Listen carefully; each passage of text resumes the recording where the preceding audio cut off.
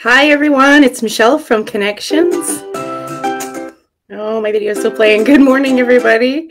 My internet's a little bit glitchy, so I hope that everything goes okay. I am here this morning for a special caregiver chat. I'm going to welcome our guest, Lakshmi Sundaram. So today we're having a Caregiver Circle chat, essentially, where I'll be interviewing Lakshmi, who has done some workshops for our caregiver group. So we're really excited to welcome her. She's a bilingual counselor with a master's degree in counseling, psychotherapy, and spirituality from St. Paul University. She's also a registered psychotherapist with the College of Registered Psychotherapists of Ontario and a certified counselor with the Canadian Counselling and Psychotherapy Association. Welcome, Lakshmi. Hey. Thank you so much for coming. Maybe you can tell our listeners a little bit more about yourself and what brought you to the field of therapy. Well, in a large part, I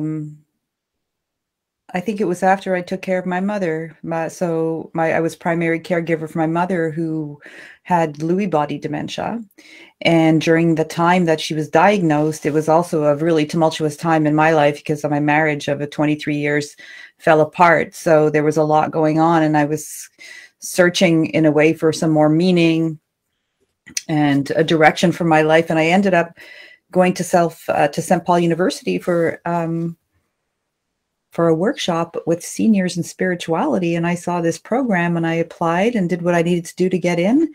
And that's how I have the privilege of being with you here today. And it's really grounded in my mindfulness practice as a topic of what we're talking about today, in terms of I recognize that I was tired of being in a reactive mode, and always, especially with the challenges of caregiving, which was really, really very difficult. I had a tumultuous relationship with my mother. So during the time that she was struggling with dementia, we were also dealing with our own history, as mother and daughters often have. And I really found that the mindfulness practice gave me more choice in caring for my mother. And so, yes, I returned to school at 45 years old, and I did a master's in counseling and psychotherapy. And my academic research focused on mindfulness and caregiving, with several publications on existential elements of caregiving and how it can help us with growth if we can approach it in a way that we have more choice around it and not always being swept away or sometimes feeling like robots that we're just doing the duties. Wow, that's really great. I'm learning some new things about you this morning. So, yeah, it sounds like being a caregiver really kind of impacted your life's course, I suppose, right?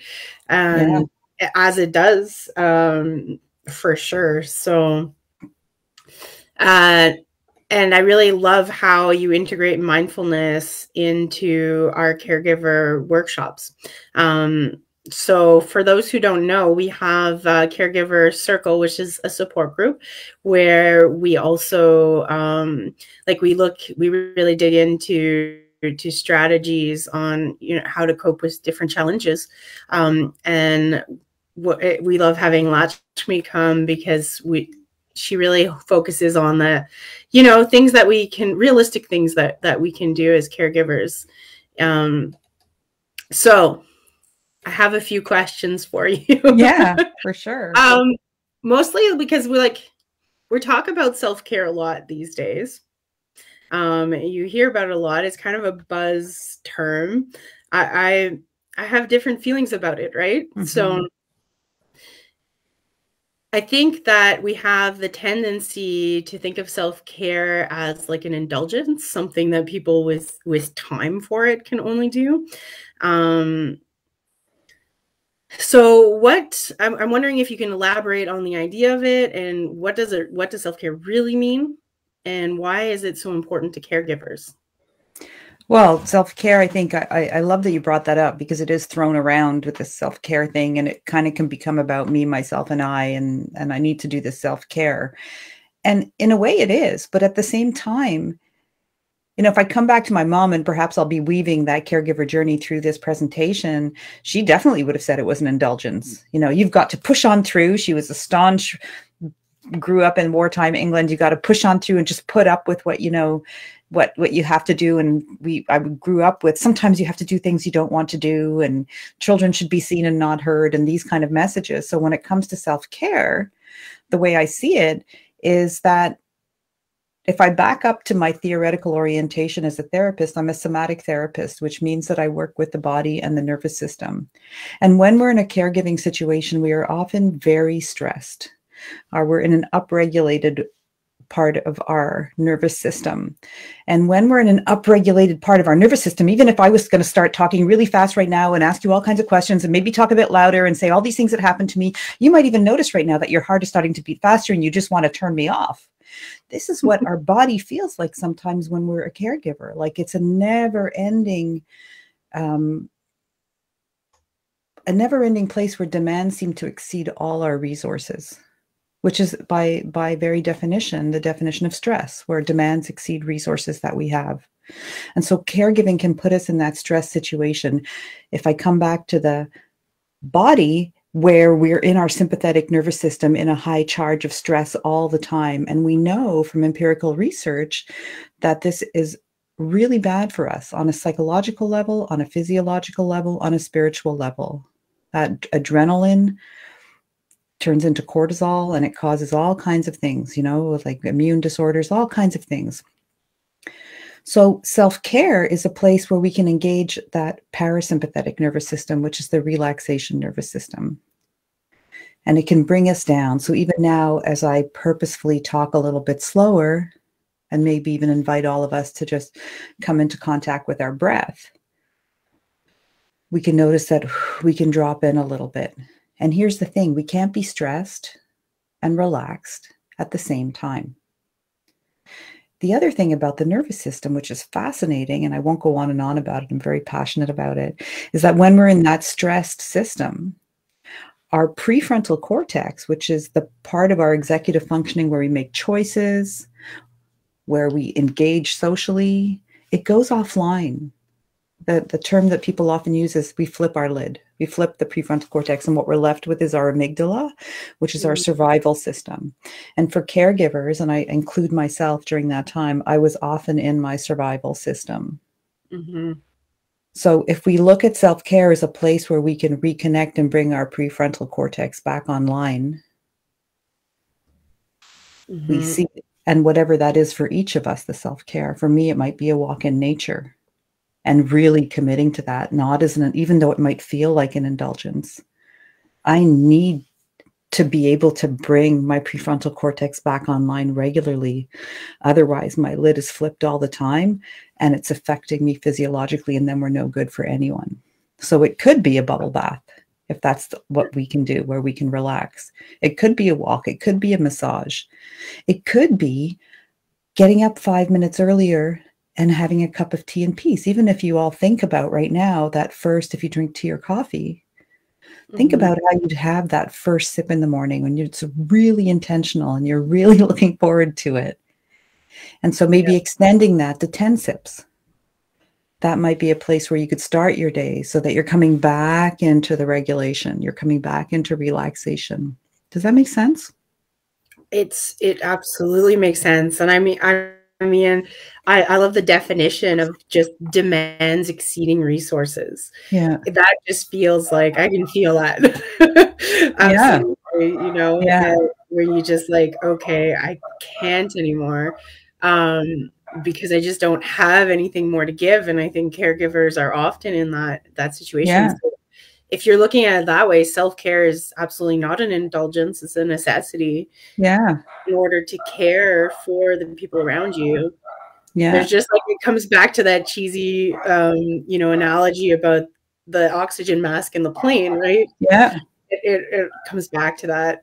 It does. And the demands don't have to be huge, because if we flipped our lid, if we are already stressed, Well, just the fact, of course, now I have both dogs barking, try to manage the It adds situation. yes, no worries. So right now I can feel my heart rate going up. I can feel that screaming yell wanting to come out, but I'll bring it down. But if we can see that some days if we haven't slept well, and if I bring my mother back in, she didn't sleep well. She was having nightmares when I was taking care of her. So if I had that kind of night with her and the next morning something happened, like she put a plastic container on the stove, that might have been enough to make me flip my lid and lose it. It doesn't have to be something huge. So the other part of self-care is that when we practice self-care, when we take that walk in the woods or that bubble bath, we can check in with ourselves. Because often when we're in a caregiver role, we have very little time to check in with ourselves. And that checking in with ourselves is that, how are you doing with ourselves? Because often we're alone. How are you doing? What do you need? Where are you at? And so it's recognizing our limits and responding to them with compassion rather than like, you should be able to get this. Yeah. I know, like in our workshop, one of the things that we talked about a lot that I really think is so useful and beneficial is to come back to self-compassion and to, like, you spoke of how important that is, because it's so hard to turn off the guilt, because we are conditioned, many of us are conditioned to think that self-care is an indulgence. And if you're not giving all of yourself all the time, then, you're being quote unquote selfish. So yeah, coming back to self-compassion, I think is really powerful. Like, what would you tell a friend? What? Yeah. And it's really hard because, again, I can only really speak from my experience or what I hear from the clients that I have the privilege of accompanying, is this internalized voice for me is that my mom's wartime British voice that you just push on through and you give until you have nothing to give, and then you collapse. Yeah. And then you better get up quickly because, and I myself burnt out after caregiving. So I clinically burnt out. I had adrenal failure. I have Graves' disease as a result of it. And so it's a thyroid issue. And I wasn't even recognizing what I was going through at that time. I remember when I finally had some rest that my heart was beating at 110 when I was lying down. And I never really noticed that because I was just going. Right? Yeah. And like you're bringing up this point too, that it is very, the mind body connection, what havoc stress can wreak on the body. Right. And caregivers really do need to remember that there's an impact to all of the stress that they're feeling if they can't find the time. But okay, so this leads into my other question, really. When you can't find the time to get rest, like, and it came up in our workshops as well, like, it's a huge challenge to ask for help. People know that they need help, or they get to the point where they finally realize, okay, I can't do this alone. But how do they ask for help? That, I think, is a huge challenge for a lot of people. Yeah. It's really hard to ask for help. And again, without always talking about my experience, my background is such that I was even raised with, you don't ask for help. It encourages, you don't ask for help. My mother would say, you don't ask for help. So it's asking for help in whatever little ways you can.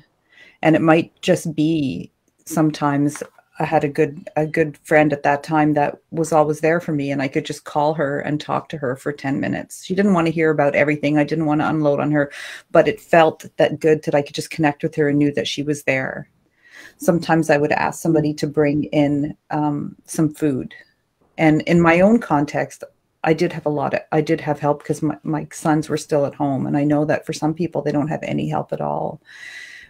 But this part of self-care, sometimes the checking in, and here's the kind of vicious circle or virtuous circle about it, is when we do slow down and maybe try and take that bath or try and have a cup of tea, then that inherent wisdom can go like, I really do need help. Mm-hmm. And if we look at as caregivers, we are helping somebody. Yeah. That sometimes that's maybe not fun. And I want to say sometimes it was fun, but there's a meaning and a purpose behind that. We can maybe think that by asking for help, we're offering somebody else this opportunity to give. Yes. We're offering Yes. And somebody I else mean, to when people support ask, us. when people ask, how can I help? I think that it is a genuine question, and people Yeah. do want to help. Yeah. It's kind of having some answers ready, right? It it is is. hard to be like, hey, could you make me some food, maybe? Yeah. And you bring up such You an know? important point, Yeah. Michèle, because Yeah. from my own experience, you're right. There are people asking if they can help. But Yeah. sometimes people in their best of intentions want to help in the way that they think they should help. So in my case, sometimes people would say, come on, I'm going to come over and I'm going to sit with your mother and you're going to go out. You need to get out. But Mm-hmm. for me at that time, I didn't need to get out. I was too stressed to leave my mother alone at certain times. What I needed was somebody to bring supper over and come and have supper with me and be in the chaos with me. Yeah. That's Yeah. what I needed. Everybody, it might be different. But so being specific when people ask for things, to say, yeah, I really appreciate that. What I really do need is X, Y, Z. And having the courage to say that out loud. And that's scary. Yeah, it does take courage. It does take courage. Yeah, because we really do have that kind of reflex to be like, oh, no. I don't want to burden anybody, or I don't want to put anybody out, or, yeah, I can do it. I can do it all. I can do it. Like, and I think people who end up as caregivers have certain personality. That's right. That's right. Yeah, that's right. Yeah, and if we don't ask for what we need, and again, if I come back to that, if we bring it all back to self-care or even a mindfulness practice, if we can have those few moments, even with our coffee, and intentionally ask ourselves, what do I really, really need today? Maybe even for the people listening right now, we can even drop in and just take a few deeper than normal breaths, and feeling your feet on the floor and supported by the chair, and ask yourself, what do I really need? How am I right now?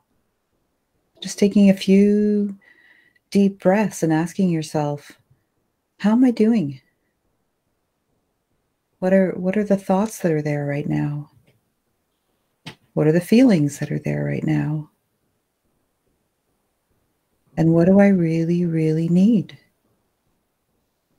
Mm-hmm. And whether we can have it or not is part of the question. But the other part, even if I say I really, really need a break, I'm going to lose my mind. And I remember being in that situation. I'm going to lose it. I can't do this anymore. I'm going to lose it. Mm-hmm. Acknowledging and offering some compassion to that, like,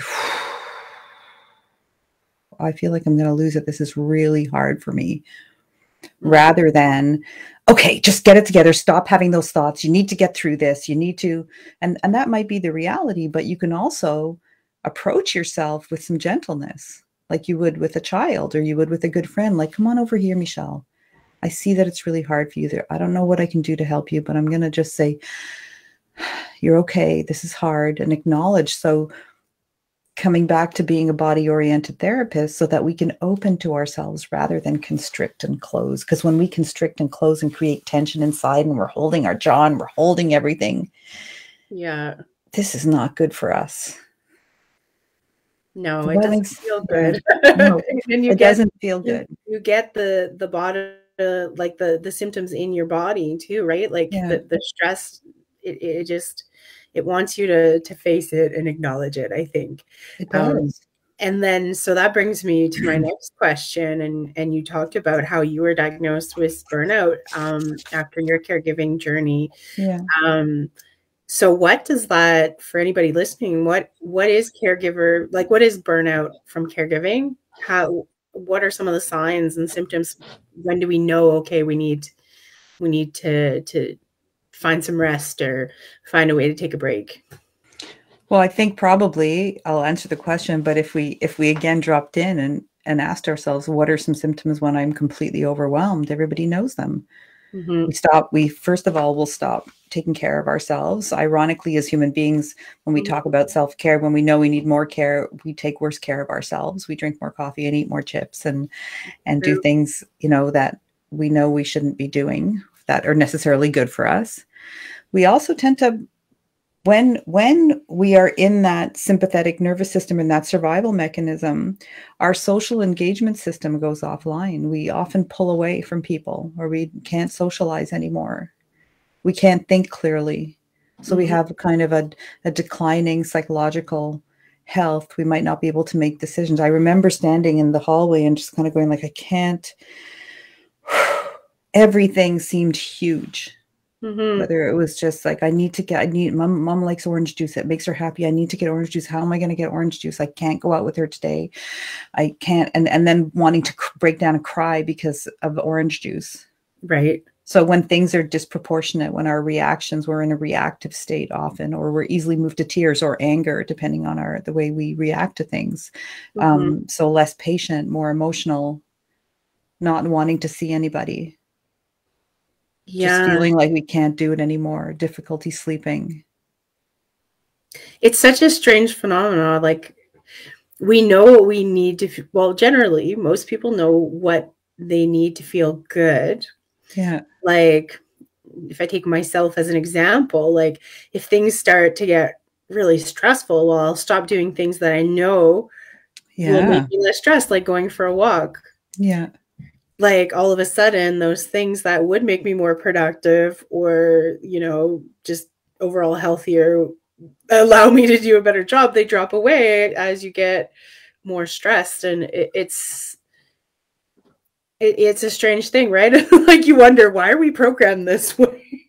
Yeah, it's true, you know. And then, you know, as a therapist, most people, when they're struggling, it's when their values and their actions aren't aligned. Yes. And so as a caregiver, I'm taking care of somebody. I love this person, whether it's my spouse or my parent or somebody else. And so I'm good at this.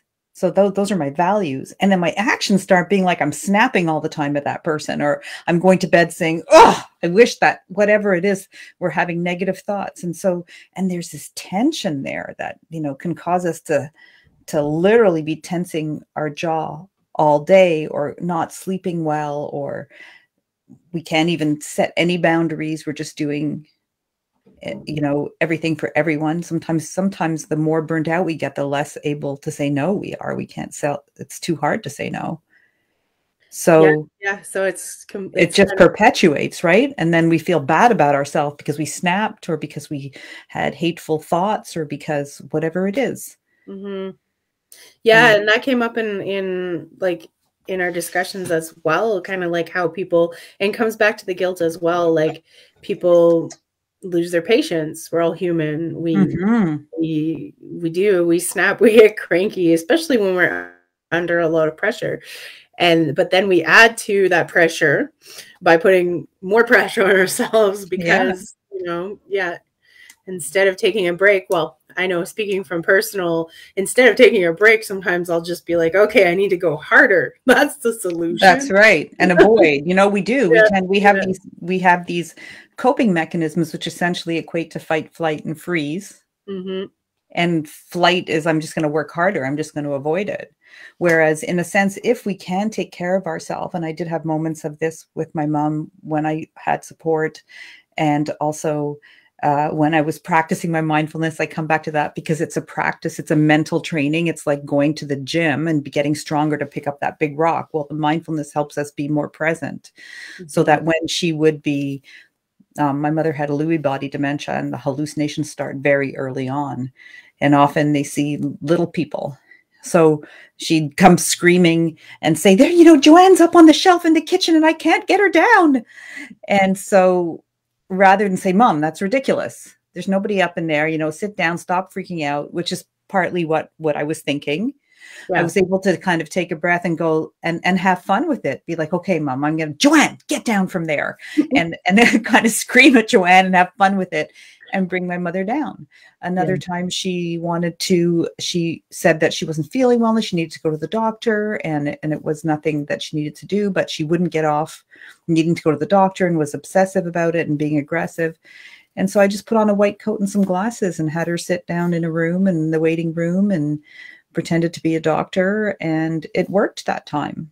And so it allowed me to have more choice in that and have some moments of relaxation, which in a way can be seen as self-care as well. When we had these incredible moments of joy and laughter amidst the tragedy of the situation and the sadness. And we had also, and this is what a lot of people find difficult, and understandably, is allowed ourselves to sit and cry together as well. Mm-hmm. At how sad and hard this was. Does that make sense? Yeah, allowing yourself to be vulnerable. Allowing yourself to be vulnerable. And I think that ties back into your question about asking for help. For a lot of us, asking for help is equated with just being vulnerable. And vulnerable is not a bad thing. I mean, it's scary. But it's a scary very thing. Scary. Very scary. Yeah. Very scary. Yeah, I'm on that for sure. Yeah. So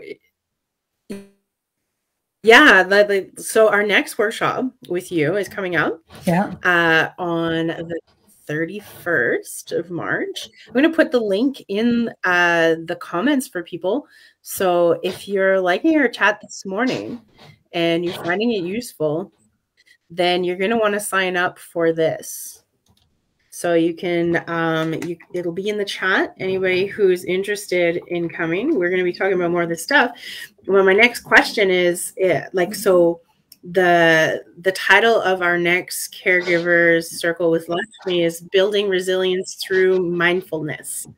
So I want to talk a little bit about resilience. What does that mean? Well, I think everybody has a different definition of resilience, or they could. And again, if I come back to my mom's, it would have been push on through, just get through it. Yeah. But really the working definition we want to work with is how can we get through it, but also grow a little bit through this situation. So the way I look at resiliency, the way I like to look at it is if we start our day with 100%, we don't start with 100%, but let's say we can gauge ourselves like a bank account. We have $100 in the bank account. We want to be able to bank resiliency. So when, even asking yourself right now, if your best self is 100, where are you at today? As caregivers, just noticing where you're at today. And even I'm not a caregiver today, but I feel like today I'm probably at about a 65. And so what that tells me and what I know about myself is if I go much lower, I can start heading in a direction that is not skillful for me. I can go into not skillful habits. So whether you're at 65 or 45 or 85 today, doesn't really matter. What's important is which direction you're facing in. If you're facing in the direction of that 100%, which you may never get to 100%. So coming back to that analogy, we want to figure out ways to top up our bank account during the day. So when something big happens, we're not going back down to almost 0 or 10%. Does that make sense, what I'm saying? Does it kind of make sense? Absolutely. So, and these small things can be noticing right now that I'm thirsty and thinking, if I'm honest with all of you, thinking, you can just push on through. It's probably another 20 minutes or so. You don't need to drink any water. You're thirsty, but it doesn't really matter. But I'm thirsty. So I'm going to take a drink of water. And when I take that drink of water, I'm just going to be appreciative that it quenches my thirst. And that might, instead of heading me in a direction of going back down to like 60, because now I'm going to be thirsty and I don't feel that great, which affects my ability to be present, I can top it up a bit. So this notion of resiliency is to adopt, adopt that I can not just get through this, but I can grow from this, that I can put some money in my bank account, some energy in my bank account so that when the next big things happen, I'm not completely depleted. And we can do that by small, regular habits that we do throughout the day. And you can think about it in terms of, you can't just brush your teeth before you go to the dentist once a year and expect to have good oral health. You've got to put in that, once or twice a day. Yeah. And so resiliency can be like that if you look at brushing your teeth. How do you stay if we come to the nervous system again, come back to that relaxation response once in a while, so that you're not always up there all the time on the edge and just about to burst or just about to collapse or just about to all the time. Does that make sense? Yeah, absolutely. So that we can, before you get there, right? Before you get to the complete burnout or snapping or, that just taking moments throughout the day. And I think that's like an especially useful thing for people who really do are like, okay, well, I really don't have a moment to myself, because we've talked to people who, are taking care of spouses or parents with dementia who cannot leave them alone, who are really, in that place of like only maybe having a few minutes to themselves. So buy a foot massager and stick your feet in it once in a while. Yeah. Little things that are going to help us come back to doing something for ourselves. With the intention of, I think I like that, just paying attention to what's around you.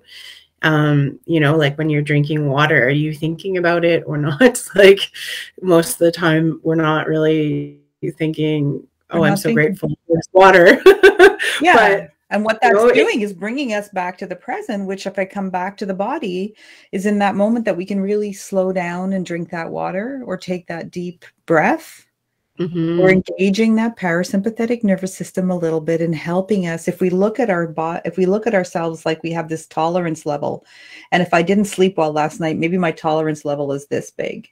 And in between this, I'm trying to go through a cycle, right? And then suddenly my person that I'm looking after has put a plastic container on the stove, or has my mom was extremely handy. So when she was wandering, we had locked the doors and then she disassembled all the locks in the house, so you wake up in the morning because she was trying to get out. So I'd wake up and my tolerance level was this big, if I sometimes would just walk around with my teacup and keep a focus of my warm hand on the cup, it would keep me present. Okay, what can we do about this? I've got to get rid of the screwdrivers. Let's unplug the stove. Yeah. Instead of being running around freaking out about it. And in that moment, we're able to tackle what needs to be tackled with a little bit less stress. It helps you it brings clarity as well, right? Like instead of looking at things from that state of panic, like, oh my goodness, what do I do now?